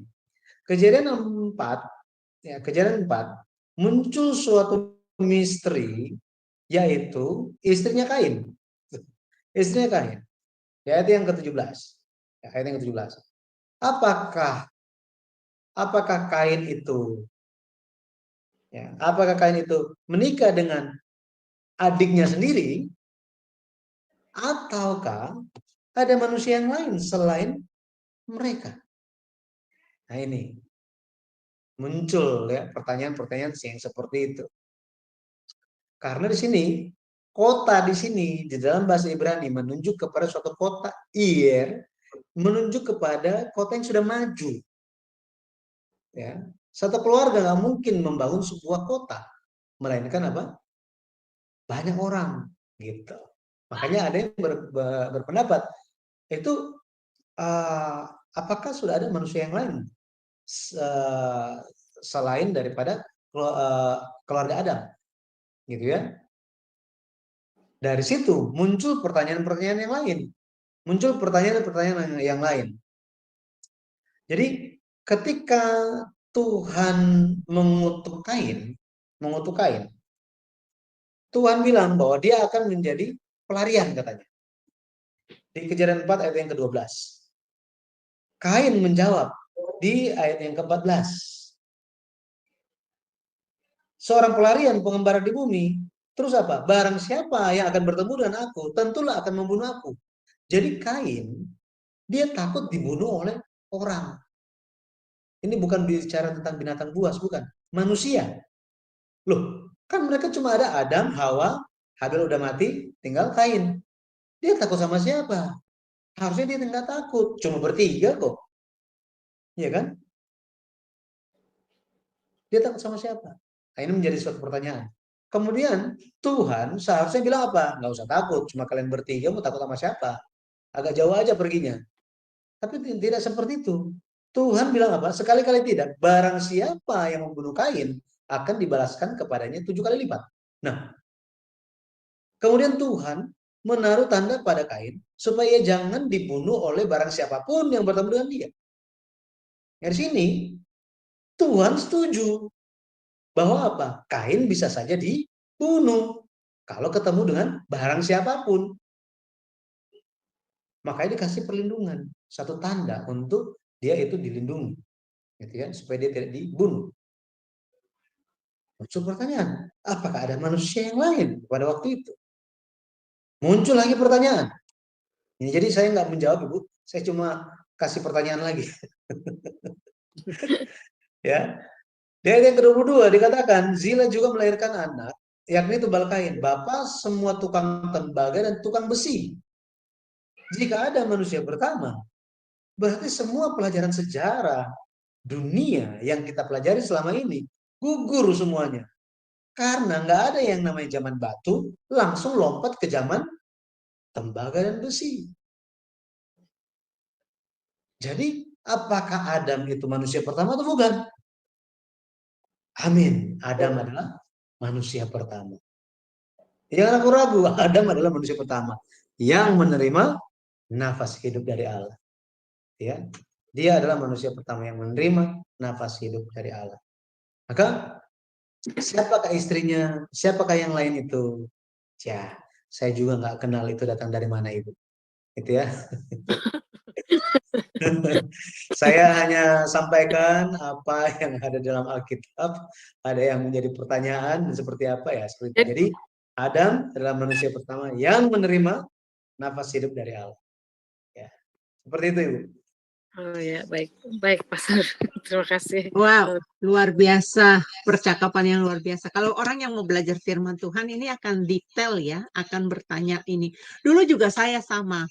Saya mengira bahwa pembuatan Batrah itu umur sekitar 120 tahun ya. Karena di gereja saya waktu saya sekolah di New York ini juga mengajarkan hal yang sama. Tetapi dengan pengajaran sejarah penubusan yang diteliti, yang ditelusuri dari ayat ke ayat ya. Jadi ayat menjawab ayat. Jadi makanya sistematisnya terlihat tadi kan udah dijelaskan ya, umur Nuh menikah umur dia waktu 500 tahun. Nah, air bah itu kan umur 600 tahun. Nah, itu kan waktu punya anak umur berapa? Nah, itu kan tadi udah diperkirakan ya sekitar 520 tahun gitu. Nah, itu juga akan digenapi setelah mereka punya anak ya. Makanya perjanjian Tuhan udah sebutin nanti siapa-siapa aja gitu yang masuk ke dalam Batrah gitu kan. Nah, Bapak Ibu makanya tetap tune ya dengan pengajaran sejarah penebusan. Percaya kalian akan sangat diberkati. Banyak penyingkapan-penyingkapan yang akan dibukakan. Nah, Bapak Pendeta, saya pernah menjelaskan kepada orang bahwa umur Nuh dia hidup bersama-sama dengan Abraham itu selama 58 tahun ya. Dan bahkan nanti ketahuan juga Lamek generasi yang ke-9 dia hidup bersama-sama dengan Adam ya selama 56 tahun. Mereka bertanya begini kepada saya, dari mana ngambil itu tanggal-tanggal dan umur-umur itu yang ada tertulis dari itu? Dari mana? Dari mana hitungannya? Bagaimana perhitungannya? Gitu ditanya ke saya gitu kan. Saya bilang loh di Alkitab itu kan sudah jelas itu ada umur. Nah, umur kayak seperti umur Adam. Adam waktu umur 130 tahun memperanakan Set. Nah, dia masih hidup selama 800 tahun lagi kan. Jadi umur 930 dia meninggal. Kemudian umur Lamek mati umur 7777. Nah, itu Pak Yudi, bagaimana cara saya menjelaskan ini mengenai tahun-tahun ini? Makasih Pak Yudi. Ya, jadi tinggal buka Alkitabnya dan tunjukkan tabelnya, Ibu. Itu cara yang paling baik untuk lihat. Tunjukkan kepada teman-teman kita. Jadi ada bentuk di Alkitab itu, baca ayat-ayatnya, kemudian lihat tabelnya. Nah, lihat seperti ini. Kita semua kan, makanya Alkitab itu tidak ditulis dengan detail semuanya, karena apa ya? Pada akhirnya sangat kurang bagi kita untuk menelitinya, tinggal terima aja. Tapi diperlukan dari kita untuk menelitinya juga. Nah, seperti ini. Jadi bisa menggunakan metode yang seperti itu, dan memang ya apa adanya yang tertulis dalam Alkitab yang kita semua pegang gitu ya. Nah, ini sekaligus juga saya lihat di meeting chat itu ada Ibu Novelisa R. Tampu Bolon. Itu tadi ini anak-anak Allah ini maksudnya siapa? Jadi ini menunjuk kepada keturunan-keturunan Saleh atau keturunan beriman dari Set, gitu ya. Tadi saya sudah katakan. Kemudian butuh berapa tahun Adam untuk bertobat, dan hal apa saja yang membuat Adam bertobat? Tadi telah dibahas Ibu satu persatu, petunjuk-petunjuk bahwa Adam itu telah bertobat, dan dia bertobat itu sampai kapan, gitu ya? Sampai kapan? Berapa lama? Kita bisa tahu bahwa pertobatan itu bukannya ada waktunya, tetapi sampai akhir itu tetap pertobatan itu dilakukan, gitu ya. Pertobatan itu tetap dilakukan. Makanya ketika Yesus Kristus datang, sebelumnya Yohanes Pembaptis datang, yang diserukan itu adalah apa? Bertobatlah, gitu ya. Bertobatlah. Ketika Yohanes Pembaptis ditangkap pun, ditangkap, masuk penjara, Yesus pada akhirnya menyerukan seruan dari Yohanes Pembaptis, bertobatlah, gitu ya. Pada akhirnya pertobatan itu yang menjadi jalan bagi kita untuk kembali kepada Tuhan, untuk diterima oleh Tuhan. bahkan sampai orang yang sebelum mati pun itu kebanyakan yang kalau saya ketemu gitu ya, itu masih bertobat. Artinya apa? Seluruh kehidupan kita itu adalah kehidupan yang bertobat. Bertobat itu bicara tentang apa sih? Bertobat bukan sekedar minta ampun tentang suatu hal. Bukan. Bukan hanya itu saja. Kalau bahasa Ibrani itu bicara pertobatan itu berbalik syuh, berbalik ya. 180 derajat itu berbaliknya. Oke. Kemudian di bahasa Yunaninya itu metanoia, itu ganti raja, ganti majikan. Artinya kita menjadikan Yesus sebagai raja kita. Sampai kapan? Betul ya, sampai kapan? Ya sampai akhir. Nah, dan lewat semuanya, maka kita bisa memahami bahwa Adam dia bertobat. Sejak kapan? Sejak dia menerima janji keturunan perempuan di Kejadian 3:15, dia terus bertobat itu. Diajarkan anak-anaknya memberikan persembahan. Betul ya? Ada penyembahan.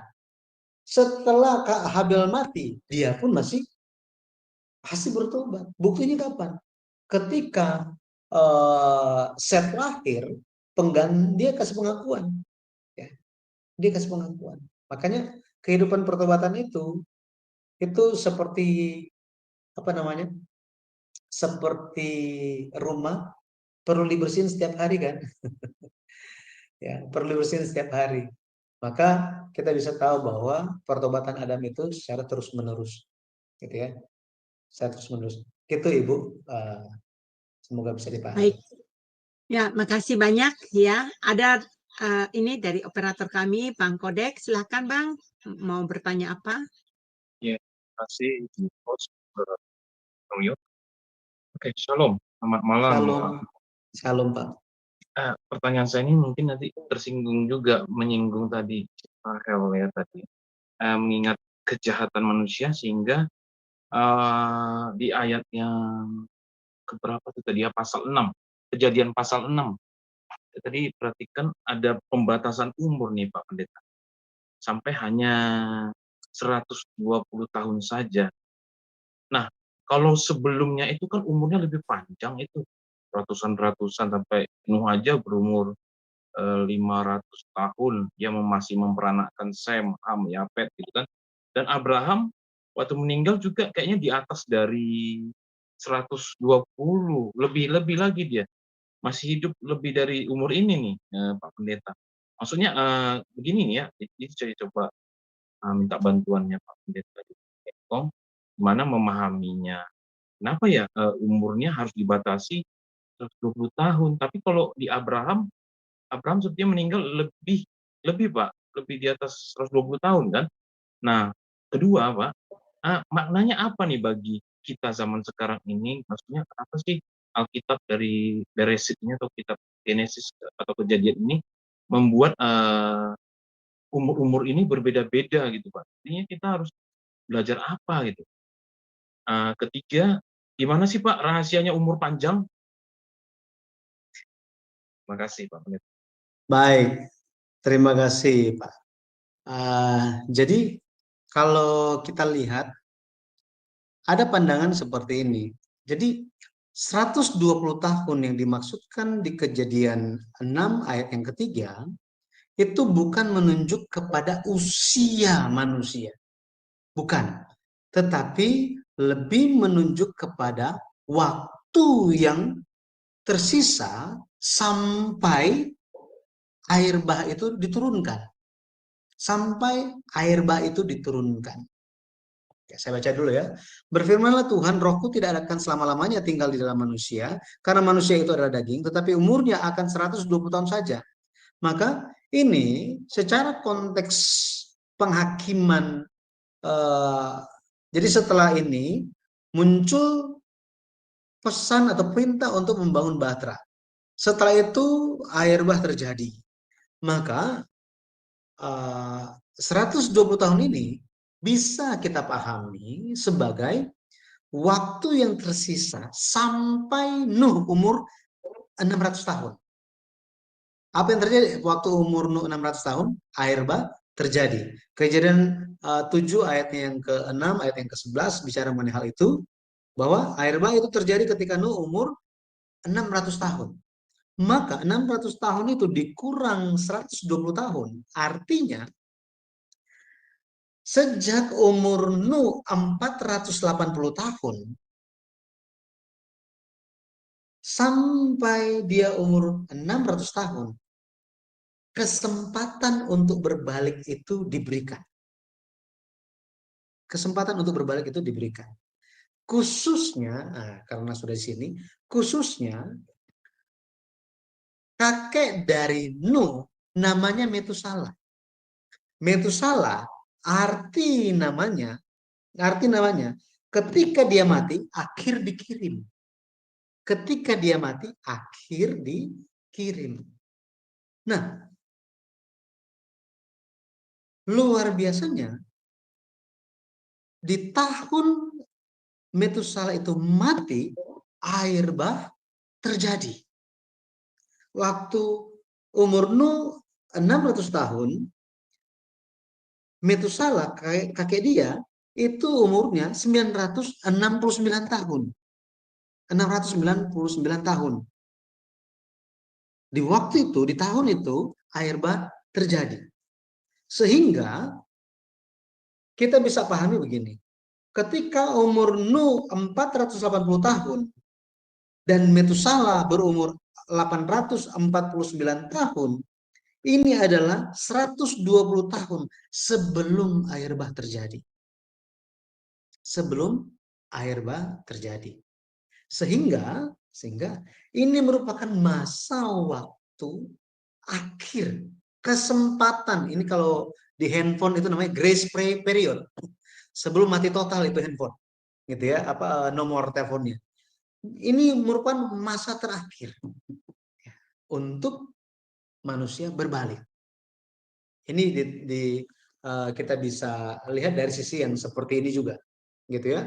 Nah, maknanya bagi kita apa? Betul ya? Maknanya bagi kita apa? Di hari-hari akhir, Rasul Petrus, Rasul Yohanes, mereka berbicara bahwa antikristus akan datang dan akan berbicara tentang hal yang sama. Katanya Tuhan akan datang, akan datang, akan datang. Tetap mana? Dunia tetap sama dari dulu sampai sekarang. Tetap sama, nggak ada yang berubah sejak dunia dijadikan. Nggak ada yang berubah. Tuhan mau datang, Tuhan mau datang. Itu cuma apa? Cuma bualan orang Kristen doang. Tetapi Tuhan pasti datang. Tuhan pasti datang. Bagi mereka yang memperhatikan, maka akan melihat waktunya sudah dekat. Bagi mereka yang tidak memperhatikan, itu nanti masih lama. Gitu ya. Tetapi ada waktu yang telah Tuhan tentukan. Waktu akhir itu. Ya. Waktu segala sesuatunya dihakimi, segala sesuatunya selesai. Waktu ketika Yesus datang kembali. Semua ada waktunya. Hal ini juga digambarkan lewat tahun usia terpanjang di dunia. Rekor manusia terpanjang, yang hidup terpanjang di dunia, itu adalah siapa? Metusala. Betul ya? Metusala. Dia adalah manusia yang hidup paling panjang di bumi ini. Sampai 969 tahun. 969 tahun. Tetapi di hari dia mati, terjadi seperti arti namanya. Ketika dia mati, ketika anak ini mati, akhir atau penghakiman dikirim. Metusala, bahasa Ibrani. Nah ini memberikan makna kepada kita. Ketika kita melihat tahun-tahun di dalam Alkitab, khususnya kitab Kejadian, ini umurnya panjang-panjang, ya, panjang-panjang. Buat apa panjang-panjang? Kita bisa melihat bahwa mereka hidupnya hampir 1000 tahun. Itu untuk memastikan pewarisan iman itu sudah terjadi. Untuk memastikan. Di sisi yang lain, kesempatan untuk menerima banyak Ya, banyak kesaksian itu diberikan kepada mereka. Maksudnya apa? Banyak manusia waktu itu. Tetapi siapa yang mendengarkan firman? Keturunan Kain, mereka nggak mau mendengarkan firman. Yang menjadi permasalahan siapa? Keturunan-keturunan yang beriman, punya keluarga beriman sekalipun, tetapi meskipun mendengar firman Tuhan, mendengar cerita tentang penghakiman Tuhan, tentang janji Tuhan, tentang pemulihan dari Tuhan, tentang pertobatan, tentang beribadah, ada yang terima, ada yang tidak. Ternyata yang terima lebih sedikit dibanding yang menolak. Yang apa? Cuma lewat begitu saja. Makanya Yesus bilang apa? Jalan menuju kehidupan itu sempit dan sedikit orang yang melaluinya. Tetapi jalan menuju kebinasaan lebar dan banyak orang melalui jalan itu. Pada akhirnya siapa yang akan menjadi orang-orang yang berjalan di jalan yang sempit? Ya kan? Ini digambarkan kepada kita lewat umur-umur yang begitu panjang.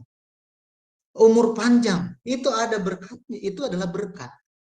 Di buku silsilah di kitab Kejadian di bagian akhir membahas tentang perbedaan antara garis keturunan Kain dan garis keturunan Set.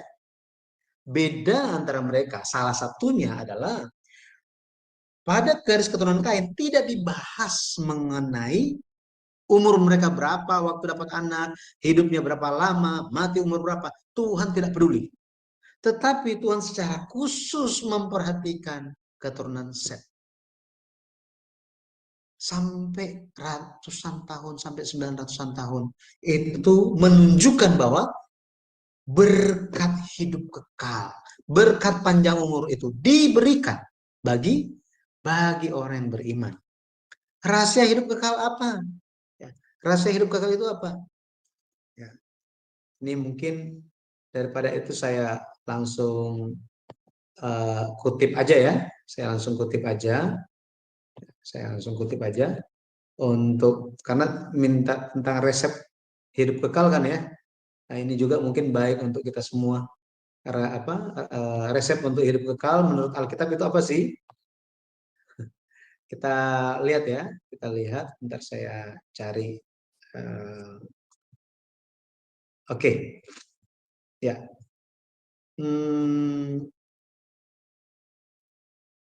Sebentar saya share dulu. Jadi di buku silsilah di kitab Kejadian halamannya yang ke-215 dicatat gitu ya, dicatat tentang perbedaan catatan umur panjang dari garis keturunan Kain dan garis keturunan Set ya. Nah, apakah rahasia di balik umur panjang mereka? Yang pertama, takut akan Allah. Takut akan Allah. Ya. Alkitab banyak menjelaskan rahasia terbesar umur panjang itu adalah takut akan Allah. Ini ayat-ayatnya. Ini ayat-ayatnya. Ulangan 4 ayat ini banyak sekali ayat-ayatnya ya. Amsal 10 ayat 27. Takut akan Tuhan memperpanjang umur, tetapi tahun-tahun orang fasik diperpendek. Gitu ya. Takut akan Allah bicara tentang apa? Mengenal Allah itu sebagai sosok yang harus ditakuti, harus dihormati tanpa dusta, harus dilayani dengan sepenuh hati. Gitu ya. Nah, kemudian yang kedua itu apa? Yang kedua resepnya untuk hidup kekal adalah menjauhkan diri dari dosa. Makanya bisa hidup panjang umur. Ya, hidup panjang umur. Yeremia kalau kita baca di situ, Yeremia 5, 23 sampai 25, dosa ini menghalangi pemberian yang baik dari Tuhan. Gitu ya. Makanya dikatakan ya. Saya kutip ya, dari antara keturunan-keturunan dari garis keturunan Set, orang-orang yang menikmati umur panjang adalah mereka yang menjalani kehidupan dengan menjauhkan diri dari dosa sambil bertobat. Di dalam Alkitab, tokoh yang menikmati umur terpanjang adalah Metusalah. Umurnya 969 tahun. Berikutnya adalah Yared, generasi ke-6 dari Adam. yang mencapai umur 962 tahun. Kemudian Nuh, generasi ke-10 dari Adam, yang mencapai umur 950 tahun. Umur panjang mereka mengingatkan kembali tentang rupa asli manusia yang diciptakan sebagai makhluk yang hidup kekal dan tidak akan mati.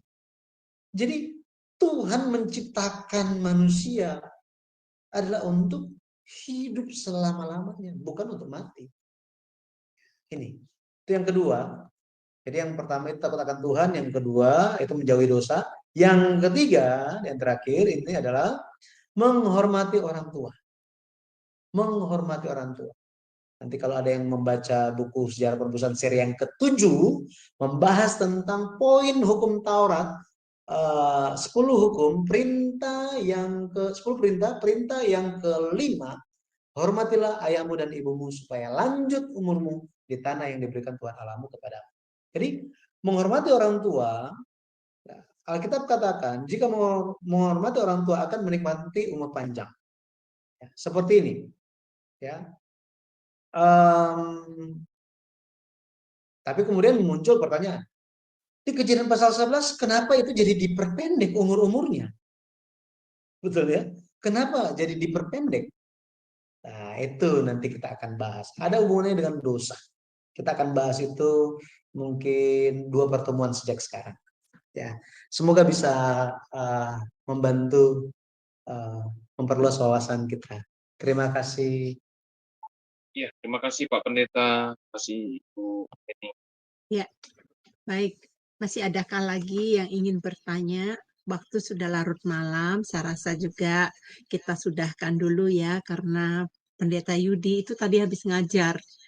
Jadi waktunya padat sekali. Jadi dia perlu istirahat juga ya.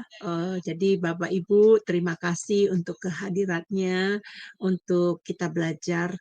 Tadi Bapak Ibu sudah melihat kan bagaimana pengajaran sejarah penebusan menyingkapkan hal yang baru yang kebanyakan orang mengira bahwa pembangunan Batra itu selama 100 tahun, 20 tahun, 120 tahun. Dan masih banyak lagi penyingkapan-penyingkapan lainnya. Seperti yang dikatakan tadi Pendeta Yudi, nanti 2 minggu lagi, ya setelah 2 kali pertemuan lagi, ada pelajaran lain. Anda akan melihat bagaimana waktu saya menerima pelajaran ini pertama sekali ya, saya banyak sekali mengucurkan air mata. Bukan karena sedih, tapi saya terharu sekali. Rupanya saya selama ini menjadi orang Kristen, ya banyak nggak tahu. Karena saya ke gereja, tidak diajarkan hal-hal sedetail ini. Nanti yang dikatakan di buku-buku sejarah penebusan, yang dikatakan bahwa penyingkapan pertama di dunia. Nah, di dunia loh. Ya, makanya saya salut sekali dengan pengajaran sejarah penebusan. Buktikan teman-teman, buktikan. Kalau Anda tidak belajar, Anda tidak akan membuktikan. Nanti buktikan sendiri, nanti baru Anda tahu, oh iya, ternyata. Nah, Sister Rachel sudah ada di sini di tengah-tengah kita. Dia sampai sekarang, dia bilang, waduh saya nggak mau mundur. Saya lagi terus belajar. Kenapa? Memang harus pakai sudut sejarah penebusan untuk kita memahami. Bapak Ibu, Anda tetap di gereja masing-masing. Saya berbicara begini bukan mengajak Anda untuk pindah ke gereja kami. Bukan. Karena gereja kami bukan mencari anggota. Gereja kami hanya mau mencari orang yang tekun belajar firman. Anda tetap di gereja masing-masing, ikutin pelajaran ini, dan bagikan ini kepada keluarga kalian. Karena sangat miris kalau kita tahu pengajaran Alkitab, kita tidak menceritakan kepada anak keturunan kita. Makanya tadi Pendeta Yudi berkata, sebulan sekali dia pergi ke Malang, karena di Malang akan dibangun gereja kami akan dibangun, buka cabang di sana. Ya, di sana tuh banyak sekali jiwa-jiwa yang sudah tua-tua kan. Nah, makanya tadi Pendeta Yudi berkata kepada ibu-ibu, ayo ceritakan ini kepada keluarga kalian, ceritakan ini kepada anak-anak kalian, kepada cucu-cucu kalian gitu. Nah, kita juga demikian. Ceritakan. Kalau waktu kita menceritakan itu terpahat pengertian pengajaran firman Tuhan yang lebih mendalam. Baik Bapak Ibu, sampai ketemu lagi di minggu depan. Sebelumnya, mari kita menerima berkat dari Pendeta Yudi untuk merampung juga apa pelajaran yang hari ini kita dapat, dan kita serahkan kepada Pendeta Yudi untuk berdoa dan kita menerima berkat. Silakan Pak Pendeta. Baik, mari kita berdoa. Bapa di surga, terima kasih Engkau telah mencurahkan kasih-Mu kepada kami. Kami lewat tuntunan Roh Kudus-Mu kami bisa memahami silsilah di kitab Kejadian, khususnya Kejadian pasal 5 tentang pertobatan Adam, dan pertobatan itu, iman pertobatan, iman perjanjian terus diwariskan. Bahkan sampai kepada kami hari ini, kami percaya bahwa pertobatan merupakan suatu jalan untuk kembali kepada Tuhan, dan pada akhirnya Engkau akan mencurahkan berkat dan kasih karunia-Mu kepada kami. Ketika kami masih hidup hari ini, kami percaya karena kasih karunia Tuhan bagi kami, dan ada tugas bagi kami untuk menyampaikan keselamatan, pekerjaan penebusan yang Yesus Kristus lakukan kepada banyak orang. Bapak terima kasih, kiranya tugas kami terus bisa menjalankan pewarisan iman ini secara terus-menerus kepada orang sekitar kami. Bapak, tolong kiranya Engkau yang menyertai dalam pelayanan di channel YouTube Shema Adonai ini. Biarlah Bapak Engkau yang menyertai, memberikan kekuatan, kesehatan bagi setiap pengerja, setiap operator, dan juga orang-orang yang melayani. Biarlah Bapak Engkau yang menjaga mereka, kehidupan mereka, dan juga keluarga mereka. Lebih lagi ya Bapak, segala hal yang dilakukan memuliakan nama Tuhan saja, dan hal-hal yang dimintakan dalam doa Engkau yang akan mengabulkannya. Bapak, kami juga berdoa, biarlah Engkau yang menyertai setiap peserta yang mengikuti pelajaran ini lewat Zoom ataupun lewat YouTube channel atau lewat live di medsos yang lainnya. Bapak kiranya Engkau yang mencurahkan kasih karunia-Mu sehingga kami semua bisa melihat suatu misi yang Engkau titipkan bagi kami, yaitu pengenalan akan Tuhan semakin memenuhi bumi seperti air laut menutupi lautan. Bagaimana kemuliaan Tuhan pada akhirnya akan memenuhi bumi. Bagaimana supaya banyak orang akan berbondong-bondong mencari pengajaran firman-Mu, dan Engkau yang akan mengajarkan kami semua tentang jalan-jalan. Terima kasih ya Bapak, terima kasih. Kami menyerahkan sisa hari ini semuanya di dalam tangan kasih-Mu. Sampai kami bertemu kembali, kiranya Bapak kasih karunia-Mu yang senantiasa menyertai kami. Dengan meninggikan nama Yesus Kristus yang kudus kami berdoa. Amin. Amin. Terima kasih. Terima kasih Bapak Pendeta. Baik, dari kami, dari Jum Sema Adonai, kami mengundurkan diri. Selamat malam buat teman-teman semua. Selamat beristirahat. Biar damai sejahtera Allah bersama selalu. Dan sampai ketemu di acara besok ya, ke Jum Sema Adonai untuk bergabung bersama kami kembali. Karena ada pelajaran.